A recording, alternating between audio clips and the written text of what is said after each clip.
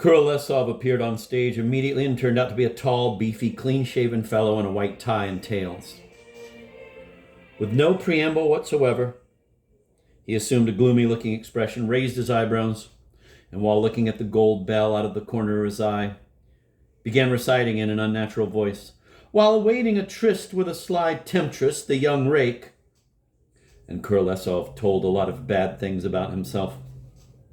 Nikanor Ivanovich heard Kurolesov confess how an unhappy widow, moaning, had gone down on her knees before him in the rain, but had failed to touch the actor's hard heart. Up until his dream, Nikanor Ivanovich had not known the works of Pushkin at all, although he had been well acquainted with Pushkin himself, since he made daily use of such expressions as, "Will Pushkin be paying for the apartment?" Or, "I suppose it was Pushkin who unscrewed the bulb on the staircase," or, "So Pushkin will be buying the oil, right?" Now that Nikanor Ivanovich had been introduced to one of Pushkin's works, he felt sad and imagined the woman down on her knees in the rain with her orphans, and he found himself thinking, that Kurolesov must be a real bastard. Meanwhile, Kurolesov, his voice getting higher and higher, continued to repent, and he befuddled Nikanor Ivanovich completely when he suddenly began to address someone who wasn't there and then answered for this invisible person, calling himself in turn Lord, Baron, Father, Son, and addressing himself with both the formal and intimate forms of you. Nikanor Ivanovich was sure of only one thing. The actor died a horrible death, screaming, "My keys, my keys!" Whereupon he fell wheezing onto the floor while carefully removing his necktie. After he had died, Kurolesov got up from the floor, shook the dust off his dress trousers, smiled a fake smile, and withdrew to lukewarm applause. The MC then began to speak. "We have just heard Sava Potapovich's remarkable performance of The Covetous Knight. That knight had high hopes that frolicsome nymphs would flock around him and that he would enjoy many similar delights, but as you can see, nothing of the sort came to pass. No nymphs flocked around him, the muses paid him no tribute. He did not erect any castles. On the contrary, he ended up in disgrace and died from a damned stroke while sitting on top of a chest full of foreign currency and precious stones. May this be a warning to you. Something similar will happen to you, maybe even worse, if you don't hand over your foreign currency." It is difficult to say whether it was Pushkin's poetry or the MC's prose that made the greatest impression, but suddenly a timid voice was heard in the audience. "I'll hand mine over." "By all means, please come up on stage," invited the MC, staring out at the dark auditorium. On stage, there appeared a short, fair-haired fellow who, by the looks of him, hadn't shaved for about 3 weeks. "I'm sorry, what is your name?" queried the MC. "Kanavkin, Nikolai," answered the shy newcomer. "Ah, pleased to meet you, Citizen Kanavkin. And what would you like to tell us?" "I'll hand mine over," was Kanavkin's timid reply. "How much?" $1,000 in 20 gold 10-ruble coins. "Bravo! Is that all there is?" The man in charge of the program stared straight into Kanavkin's eyes and in so doing seemed to be bombarding him with rays. The audience held its breath. "I believe you!" exclaimed the actor at last, lowering his eyes. "I believe you. Those eyes aren't lying. After all, how many times have I told you that your biggest mistake is underestimating the significance of people's eyes? The tongue can conceal the truth, but the eyes, never. You're asked an unexpected question, you don't even flinch. It takes just a second to get yourself under control. You know just what you have to say to hide the truth, and you speak very convincingly, and nothing in your face twitches to give you away. But the truth, alas, has been disturbed by the question, and it rises up from the depths of your soul to flicker in your eyes, and all is lost. The truth is detected, and you are caught." After delivering this very convincing speech, the actor cordially questioned Kanavkin. "So where is it hidden?" At Porokhovnikova's, my aunt's, on Prechestinka." "Ah, that's just a minute. That's Klavdia Ilinichna's place? Is that right?" "Yes." "Ah, yes. A small private residence with the gardens across the street. Well, of course, I know the place." "I know it well. And where did you put the money?" "In the cellar, in an Einem candy box." The actor clapped his hands. "Have you ever seen anything like it?" he cried out in exasperation. where it's certain to get moldy and rot. Can you imagine entrusting people like this with foreign currency? Huh? By God, they're as innocent as children. Kanavkin himself realized that he had ruined things and was completely at fault, and he hung his tufted head. Money, continued the actor, should be kept in the state bank, in special, moisture-free safe deposit boxes, and not in your auntie's cellar where the rats can get at it. Shame on you, Kanavkin. You're a grown man. Not having any hole to drop through, Kanavkin settled for fingering the hem of his jacket. Well, all right then, said the actor in less harsh tones. No point in rubbing it in. Then he suddenly added, oh, by the way, while we're at it, let's kill two birds with one stone. Doesn't your auntie have some foreign currency too, huh? Kanavkin, who had not expected things to take such a turn, shuddered and the theater fell silent. Oh, Kanavkin, said the MC in a mildly reproachful tone. And I was just singing his praises, and he had to go and spoil everything. That was not smart, Kanavkin, after what I just said about eyes. It's obvious your auntie has some foreign currency too, so why go on torturing us for no reason? She does have some, Kanavkin shouted brashly. Bravo, cried the MC. Bravo, roared the audience. When the roar subsided, the MC congratulated Kanavkin, shook his hand, offered to have a car drive him home, and then ordered someone in the wings to pick up the aunt in the same car and invite her to attend a performance at the Women's Theater. Oh, by the way, your aunt didn't say where she hid hers, did she? Inquired the MC as he kindly offered Kanavkin a cigarette and a lighted match. Kanavkin lit up and managed a woebegone grin. I believe you, I do, sighed the actor. That old skinflint wouldn't tell the devil where she put it. So why would she tell her nephew? Well, never mind. We'll try and arouse her finer feelings. Perhaps not all the strings in her usurious heart have rotted away. All the best, Kanavkin. And a happy Kanavkin departed. The actor then inquired if anyone else wanted to hand over any foreign currency, and he was answered by silence. Peculiar birds, I swear, he said, shrugging his shoulders, and the curtains closed. The lights went out, it was dark for a while, and then a nervous tenor could be heard singing from afar. There are piles of gold there, and they all belong to me. Then came two bursts of muffled applause from somewhere. Somebody's handing over her money in the Women's Theater, burst out Nicanor Ivanovich's red-bearded neighbor. He heaved a sigh and added, oh, if it weren't for my geese. You see, I keep some fighting geese out in Lianozovo.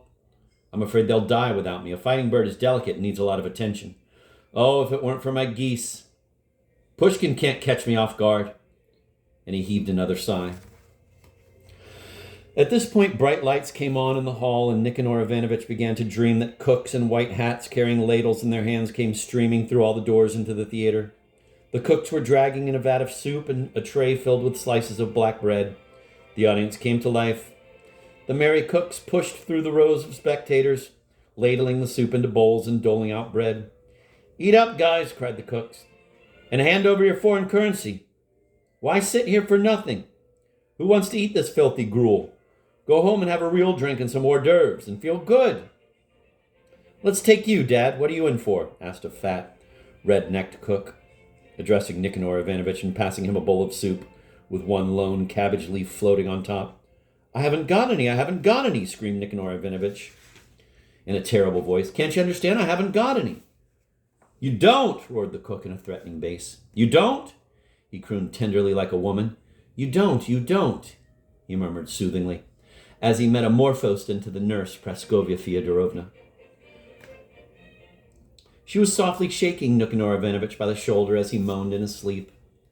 Then the cooks melted away in the theater with the curtains fell to pieces. Through his tears, Nicanor Ivanovich could make out his room in the clinic and two people in white coats, but they were nothing like the smarmy cooks who had dished out unwanted advice. They were doctors, and with them was Praskovia Fyodorovna, who was holding a gauze-covered dish with a syringe instead of a soup bowl.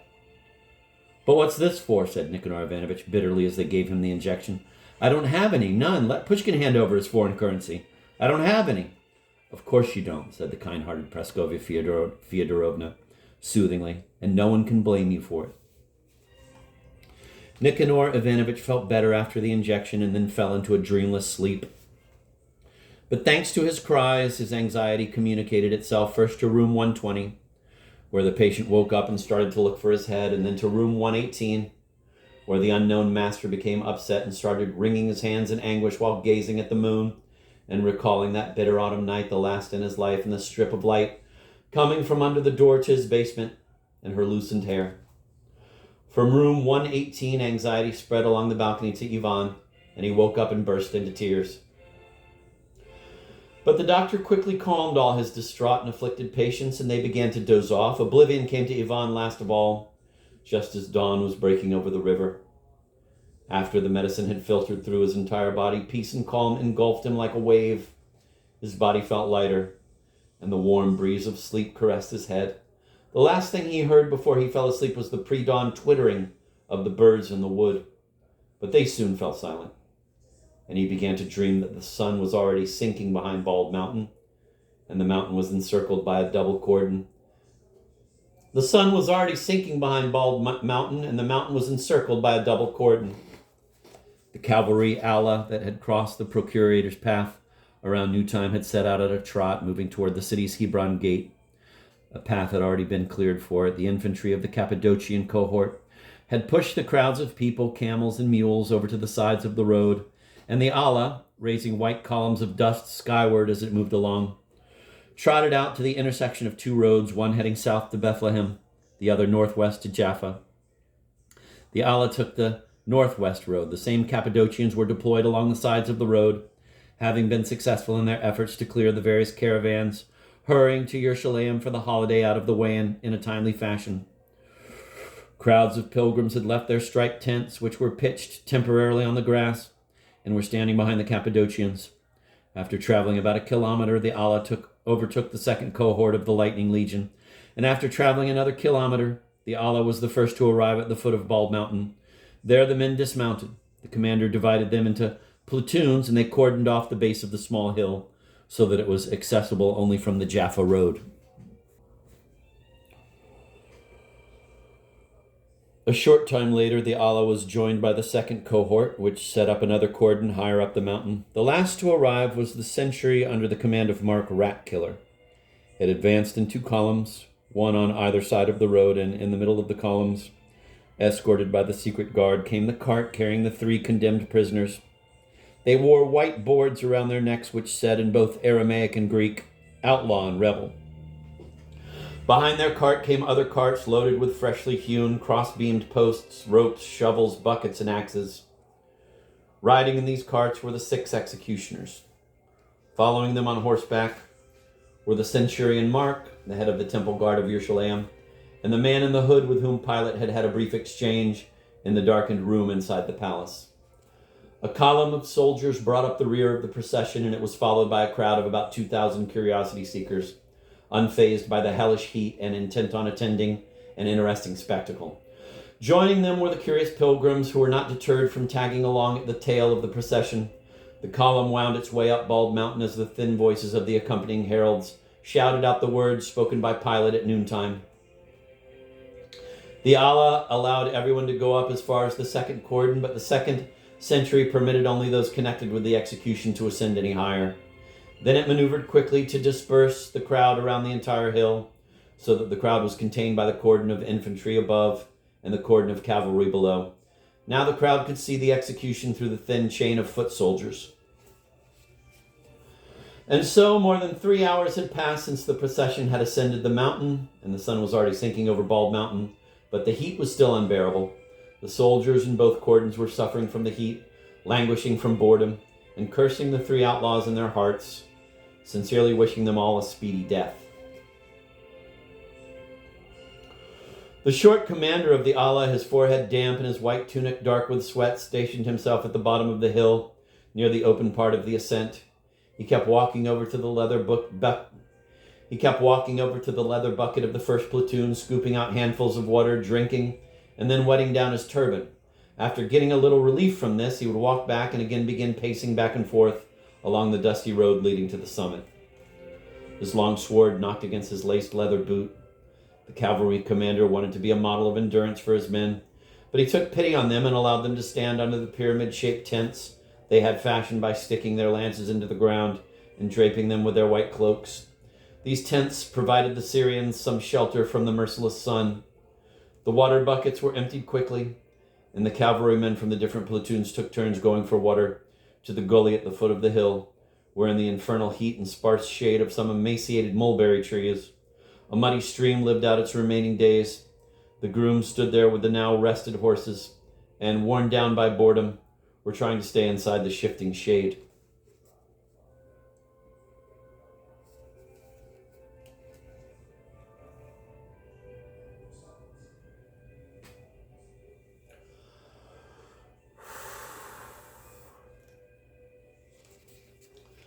The soldiers' tedium and the curses they directed at the outlaws were understandable. The procurator's fears that the execution would provoke riots in his hated city of Yerushalayim had fortunately proved groundless, and contrary to all expectations, when the execution entered its 4th hour, there was not one person left in between the double cordon formed by the infantry up above and the cavalry down below. The crowd had been scorched by the sun and driven back to Yerushalayim. All that was left beyond the line of the 2 Roman sentries were 2 dogs. No one knew who they belonged to and how they had ended up on the hill, but the heat had prostrated them as well, and they lay panting with their tongues out, oblivious to the greenback lizards scurrying between the red-hot stones, the only creatures unafraid of the sun, and the prickly plants curling over the ground.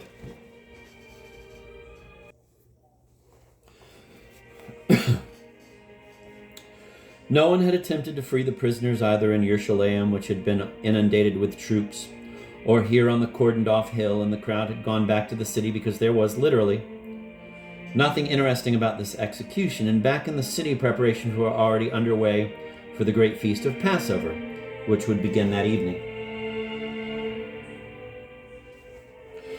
The Roman infantry in the 2nd cordon was suffering more than the cavalry in the 1st. The only respite the centurion rat-killer allowed his men was to remove their helmets and replace them with wetted-down headbands, but he kept his soldiers standing, with their spears in their hands. Wearing the same kind of headband around his head, only dry, not wetted down, he paced back and forth, not far from the group of executioners, without having removed the silver lion's heads from his tunic, or his scabbard, sword, or knife. The sun beat down on the centurion without causing him any distress, and it was impossible to look at the lion's heads on his tunic, so blinding was the glare of the silver, which seemed to be boiling in the sun. Rat-killer's disfigured face showed no sign of exhaustion or discontent, and it seemed that the giant centurion had the strength to go on pacing like that all day and all night, and the next day as well, in short, for as long as he had to keep walking with his hands on his heavy bronze-studded belt, to gaze sternly now at the posts with the men being executed, now at the soldiers in the cordon, and to kick the toe of his shaggy boot indifferently at the bleached human bones or bits of flint that lay in his path. The man in the hood had settled himself on a 3-legged stool not far from the posts and sat in placid immobility, only occasionally poking at the sand with a twig out of boredom. That there was not a single person behind the line of legionnaires is not completely true. There was one man there, but he was simply not visible to everyone. The spot he had chosen was not on the side where there was an open ascent up the mountain and where the most comfortable view of the execution could be had, but on the northern side of the hill, where the ascent was not sloping and accessible, but uneven with crevices and cracks, and where in one of the crevices, clinging to the heaven-cursed waterless soil, trying to survive, was a sickly fig tree. It was precisely under this tree, which gave no shade at all, that this single spectator, who was not a participant in the execution, had ensconced himself. And he had been sitting there on a rock from the very beginning, that is, for more than 3 hours. Yes, the place he had chosen was the worst rather than the best place to view the execution. Nevertheless, from that vantage point, the posts were visible, and visible as well beyond the cordon were the 2 shiny spots on the centurion's chest. And that was evidently more than sufficient for this man, who obviously wanted to remain unobserved and undisturbed by anyone. 4 hours before, however, when the execution was just beginning, this man had acted very differently and had been very noticeable indeed. No doubt that was why he had changed his behavior and had requested and had sequestered himself.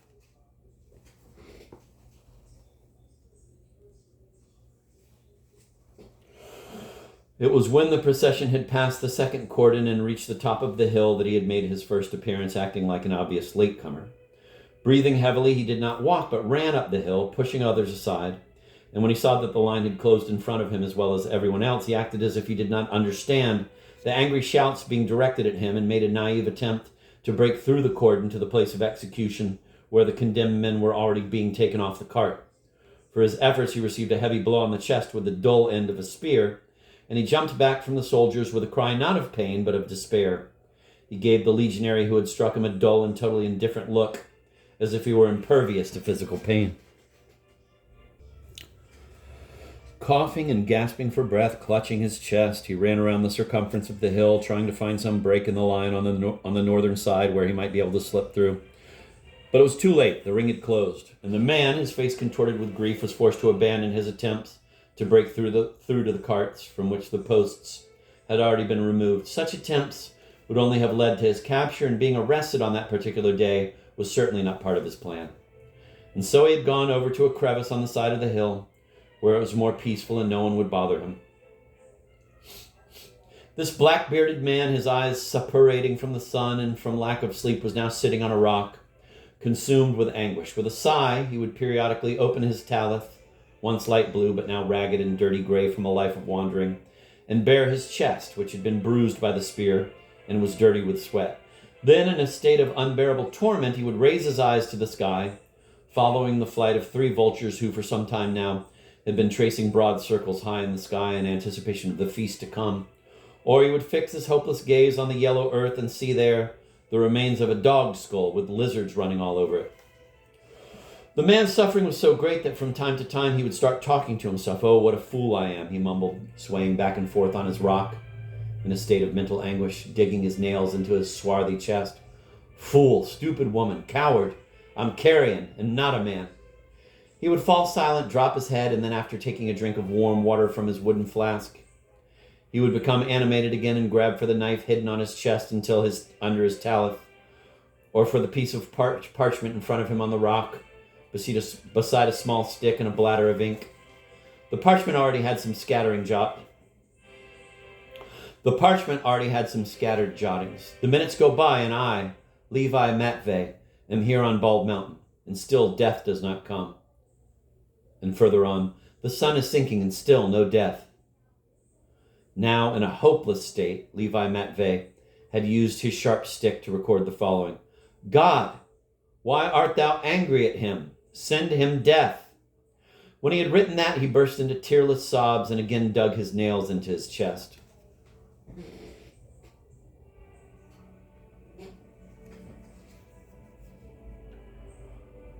The reason for Levi's despair was the terrible misfortune that had befallen Yeshua and himself, and also the mistake that he felt he, Levi, had made.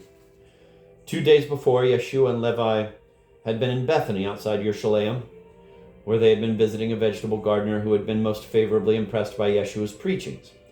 Both guests had worked in the garden all morning, helping their host, and they were planning to go into Yerushalayim in the evening when it was cooler. But for some reason, Yeshua had suddenly started to hurry.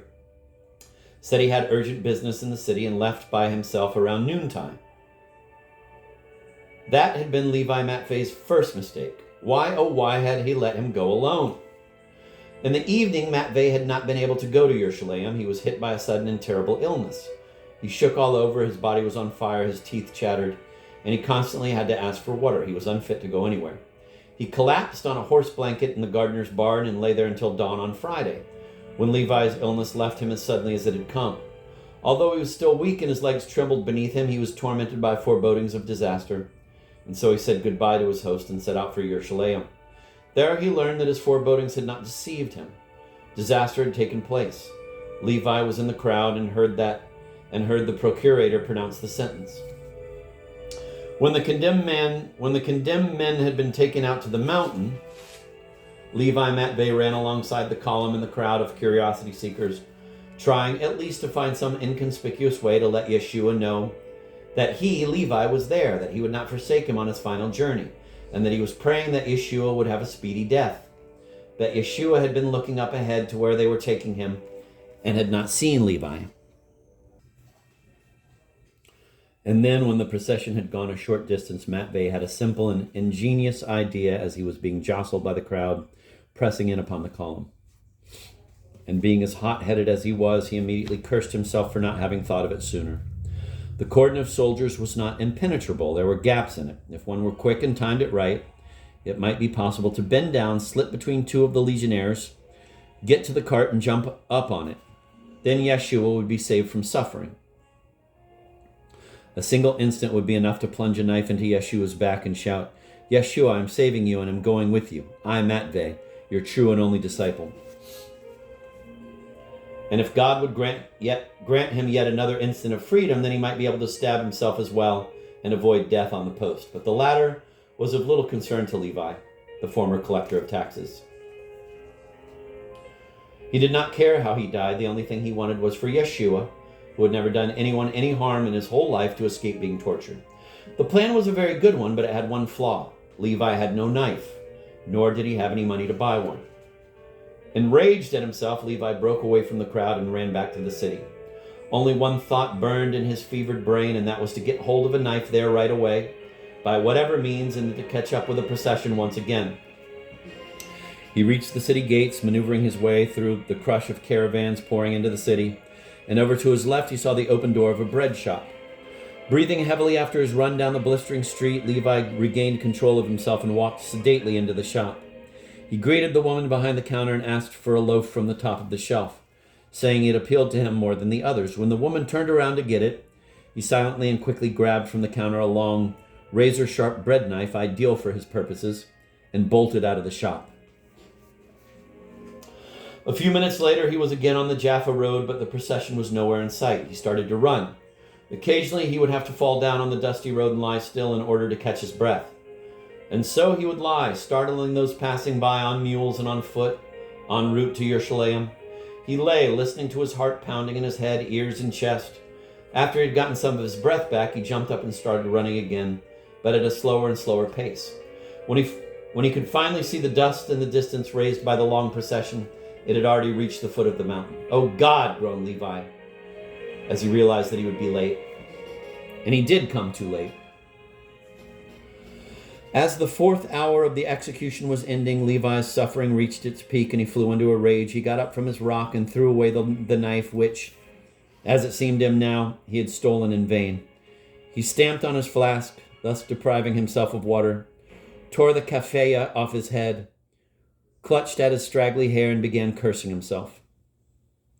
He cursed and yelled out meaningless words. He roared and spat, reviling his mother and father for bringing such a fool into the world.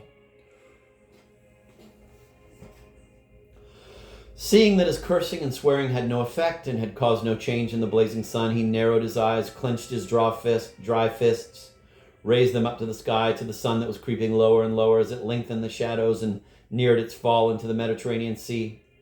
And he demanded that God send a miracle right away. He demanded that God send death to Yeshua then and there. When he opened his eyes, he realized that everything on the hill had stayed the same, with the exception of the shiny spots on the centurion's chest, which had gotten dimmer. The sun's rays were falling on the backs of those being executed who were facing toward Yerushalayim. Then Levi cried out, "I curse you, God."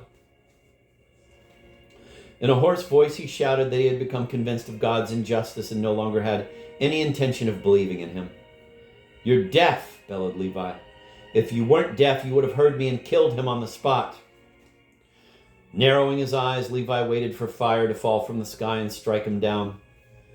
That failed to happen, and without opening his eyelids, Levi went on shouting out caustic, offensive remarks to the sky.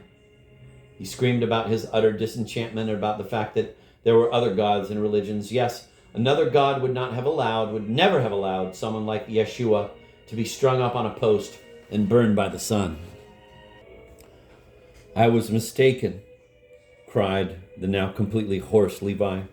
"You are the God of evil, or has the smoke from the temple censers blinded your eyes? And are your ears deaf to everything but the trumpet calls of the priests? You are not an omnipotent God. You are a black God. I curse you, God of outlaws, their protector and their soul." At this point, something blew in the face of the former tax collector and something stirred beneath his feet. There was another gust, and when Levi opened his eyes, he saw that everything around him had changed, either because of his curses or for some other reason. The sun had disappeared without reaching the sea it sank into every evening. After swallowing the sun, a menacing thundercloud was rising relentlessly on the western horizon. White foam bubbled around its edges. and its smoky black belly was fringed with yellow. The cloud rumbled from time to time and emitted streaks of fire. The wind that had suddenly blown up chased spirals of dust down the Jaffa Road, across the sparse valley of Xi'an, and over the pilgrims' tents.